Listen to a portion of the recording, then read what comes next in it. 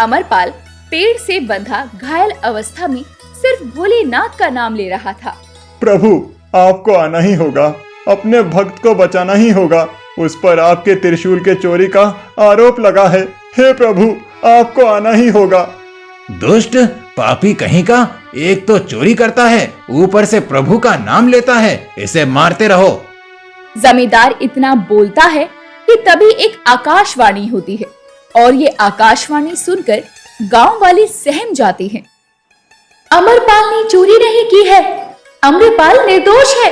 अमरपाल अपने चाचा रघुवीर के साथ रहा करता था। अमरपाल के माता पिता बचपन में ही एक हादसे का शिकार हो गए थे, जिसमें उनका देहांत हो गया। इसके बाद अमरपाल को अपने बच्चों की तरह उसके चाचा रघुवीर ने पाल पोस कर बड़ा किया। रघुवीर ने अमरपाल की परवरिश करने में अपनी शादी तक का ख्याल नहीं सोचा। दोनों ही चाचा भतीजा गांव के मंदिर के बाहर फूल माला की दुकान लगाया करते थे। चाचा जी, आप खाना खाने जाइए, उसके बाद मैं खाने चला जाऊंगा। हाँ हाँ तू, मैं खाना खाने तो चला जाऊं, लेकिन अभी मुझे भूख नहीं है। दोनों चाचा भतीजा मंदिर के बाहर फूल बेच ही रहे होते हैं कि तभी गांव का जमींदार फूल माला लेने आता है। गांव के जमींदार सज्जन सिंह ने ही गांव के शिवजी के भव्य मंदिर को बनवाया था और वही सुबह शाम शिवजी की पूजा आरती करने आया करता। अमरपाल, जरा 2 फूलों की माला दे दे, पूजा का वक्त निकला जा रहा है। हाँ हाँ जमींदार साहब, लीजिए लीजिए। अब जमींदार मंदिर में पूजा अर्चना करने चला जाता है। तभी वहाँ गांव की सुंदरी काकी आती है। अरे अमरपाल बेटा, जरा फूलों की माला तो देना, आज तो मुझे पूजा करने आने में देरी हो गई। हाँ हाँ अभी देता हूँ सुंदरी काकी, वैसे अभी आरती शुरू नहीं हुई है। पुजारी जी जमींदार साहब का इंतजार कर रहे थे, वो भी अभी अभी आए हैं। फिर तो मैं सही समय पर आई हूँ। वो क्या है ना, मैं तो सुबह सुबह पूजा करने आ जाऊँ, लेकिन जब से मंदिर में शिवजी का सोने का त्रिशूल आया है, तब से मैं आरती से पहले मंदिर नहीं आती। हाँ हाँ, ये भी सही कहा, लेकिन ऐसा कुछ भी नहीं है। मंदिर में तो मेरा अमरपाल ही साफ सफाई करता है। सुखबीरपुर गांव में शिवजी के भव्य मंदिर में कुछ समय पहले ही सोने का त्रिशूल रखा गया था और ये त्रिशूल जमींदार ने अपने पैसों से बनवाया था। ऐसे ही समय बीत रहा था। अमरपाल और रघुवीर दोनों ही मेहनत और लगन से मंदिर के बाहर फूल माला बेचकर अपना जीवन यापन कर रहे थे। लेकिन अमरपाल शिवजी का परम भक्त था। वो फूलों की माला की दुकान लगाने से पहले ही शिवजी की पूजा अर्चना किया करता। एक रोज देर रात रघुवीर अमरपाल से कहता है, अमरपाल, मंदिर में अब थोड़ा सा लेट जाया करो। वो क्या है ना, आजकल पुजारी जी भी मंदिर में लेट आते हैं और मंदिर में इतना महंगा त्रिशूल है। मंदिर तू खोलकर साफ तो करता है, कल को कोई बात हो गई तो हमें गांव से निकाल दिया जाएगा। शिवजी का भक्त हूँ, अगर उन पर विश्वास ही नहीं रखूंगा तो फिर तो पूजा करना ही बेकार है। कुछ भी नहीं होगा, अगर कुछ होता भी है तो मेरे भोलेनाथ तो मेरे साथ ही हैं। मैं तो बस बता रहा हूँ, आजकल के लोगों का भरोसा नहीं है, किसके मन में क्या चल रहा हो।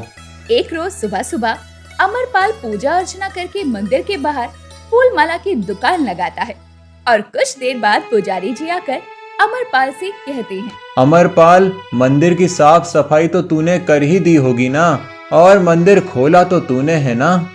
हाँ हाँ पुजारी जी, मैंने मंदिर की साफ सफाई कर दी है और पूजा अर्चना करके बस अभी अभी आया हूँ। तेरे रहते मुझे मंदिर खोलना, साफ सफाई, किसी चीज की चिंता फिक्र नहीं होती। भोलेनाथ तुझे हमेशा खुश रखे। अब चलता हूँ आरती की तैयारी करने, जमींदार साहब आते ही होंगे। इतना बोलकर पुजारी जी मंदिर की तरफ बढ़ते हैं। लेकिन जब पुजारी जी मंदिर पहुंचते हैं तो वो शिवजी की मूर्ति देखकर दंग रह जाते हैं, क्योंकि शिवजी की मूर्ति के हाथ में जो सोने का त्रिशूल था वो अब वहाँ पर नहीं था। चारों तरफ हाहाकार मच जाता है। हर कोई हैरान था कि मंदिर से आखिर चोरी किसने की। लेकिन मंदिर में सबसे पहले हर दिन की तरह आज भी अमरपाल साफ सफाई करने के बाद पूजा अर्चना करके फूलों की दुकान लगाकर बैठा था और सारा इल्जाम भी उसी पर आ जाता है। जमींदार जी, मैंने आपको सब कुछ बता दिया है। हर रोज की तरह अमरपाल ही सुबह मंदिर का द्वार खोलता है, साफ सफाई करता है और पूजा अर्चना करके फूलों की दुकान लगाता है। तो फिर चोरी उसी ने की होगी। जब वो मंदिर में आया होगा तो उसे दिखा तो होगा ना कि त्रिशूल नहीं है, और अगर त्रिशूल नहीं होता तो वो शोर मचा देता, लेकिन चोर तो वही है। ना जी ना, जमींदार जी, मेरा भतीजा चोर नहीं हो सकता। वो तो भोलेनाथ का इतना दीवाना है कि हर वक्त भोलेनाथ का नाम लेता रहता है, और फिर वो भोलेनाथ की इतनी कीमती वस्तु कैसे चुरा सकता है? रघुवीर, लालच नाम की भी कोई चीज होती है। वो सोने का त्रिशूल लाखों रुपए का है। अब एक फूल माला बेचने वाले के सामने लाखों की चीज रख दी जाए तो लालच तो आएगा ही ना। नहीं नहीं, मैंने कोई चोरी नहीं की। मेरे भोलेनाथ सब जानते हैं। मुझे किसी को कोई सफाई देने की जरूरत नहीं है। इसे पास वाले पेड़ में बांध दिया जाए और इतना मारा जाए, इतना मारा जाए, जब तक कि ये सच ना उगल दे। नहीं नहीं, मेरे भतीजे ने कोई चोरी नहीं की है। पुजारी जी, आप जमींदार जी को बताइए मेरा अमरपाल कितना भोला भाला है। इसे ले जाओ और बांधो, और तब तक मारते रहो जब तक सच ना बोल दे। जमींदार के आदमी अमरपाल को गांव के पेड़ से बांध देते हैं और उसे मारने लगते हैं, लेकिन रघुवीर जमींदार के सामने हाथ जोड़कर उनसे अमरपाल को छोड़ देने की लगातार भीख मांग रहा था। आज अमरपाल ने चोरी की है, कल कोई और चोरी करेगा। अगर अमरपाल को सजा नहीं दी गई तो गांव के लोगों का मनोबल और भी बढ़ जाएगा। नहीं नहीं, मुझे कुछ नहीं सुनना। रघुवीर, मैंने तुम दोनों चाचा भतीजे पर विश्वास करके ही गलत किया है। तुम्हें मैंने मंदिर के बाहर दुकान लगाने की जगह दी, लेकिन तुम दोनों चाचा भतीजों ने मेरे साथ इतना बड़ा विश्वासघात किया। इतनी महंगी सोने की त्रिशूल चुरा ली। जमींदार जी, अमरपाल ऐसा लड़का तो नहीं है, लेकिन ना जाने उसके मन में क्या आया जो उसने ऐसा कदम उठा लिया। अमरपाल, अगर तूने सच में भोलेनाथ की त्रिशूल चुराई है तो तू कबूल कर ले। अमरपाल हर बात पर एक ही बात बोल रहा था कि मेरे भोलेनाथ सब जानते हैं और वही अब फैसला करेंगे। दूसरी तरफ भोलेनाथ अपने भक्त पर भारी मुसीबत देखकर परेशान हो जाते हैं और क्रोध में आ जाते हैं। वो इतने क्रोध में थे कि पूरे गांव में अचानक भारी तूफान आ जाता है और लोग खुद को संभाल भी नहीं पा रहे थे। हे भोलेनाथ, ये कैसी तबाही है। लगता है भोलेनाथ क्रोधित हो गए हैं। ये सब अमरपाल की वजह से हो रहा है। आज तो इसे दंड स्वरूप मौत मिलेगी।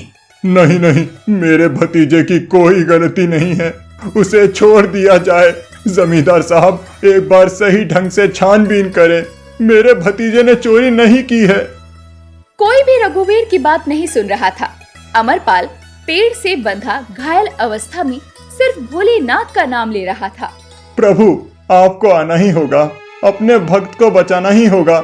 उस पर आपके त्रिशूल के चोरी का आरोप लगा है। हे प्रभु, आपको आना ही होगा। दुष्ट पापी कहीं का, एक तो चोरी करता है, ऊपर से प्रभु का नाम लेता है। इसे मारते रहो। जमींदार इतना बोलता है कि तभी एक आकाशवाणी होती है और ये आकाशवाणी सुनकर गांव वाले सहम जाते हैं। अमरपाल ने चोरी नहीं की है। अमरपाल निर्दोष है। चोर तो कोई और ही है और ये चोर यहाँ सभी के बीच मौजूद है। क्यों रामू, मैंने कुछ गलत तो नहीं कहा? ये साक्षात प्रभु थे जो अपने परम भक्त अमरपाल को बचाने आए थे। अमरपाल निर्दोष है, उसे छोड़ दिया जाए। रामू, चोरी तूने की है। तू मेरे घर का अनाज खाकर मेरे ही गांव के मंदिर में चोरी कर रहा है। नहीं नहीं जमींदार साहब, मुझे मत मारिए। मुझ पर बहुत कर्जा था, जिस वजह से आज सुबह सुबह अमरपाल के पूजा करने के बाद मैंने शिव जी का त्रिशूल चुरा लिया। मुझे माफ कर देना। मेरी इतनी सी गलती थी कि मैं अपने परिवार को तकलीफ में नहीं देख पा रहा था, और आपसे मैंने कर्ज मांगने की कितनी कोशिश की, पर हर बार मैं नाकामयाब रहा और आपने मुझे कर्ज देने से मना कर दिया। तो इतने वक्त से चुप क्यों था? तेरी वजह से एक निर्दोष को बेवजह सजा दी गई।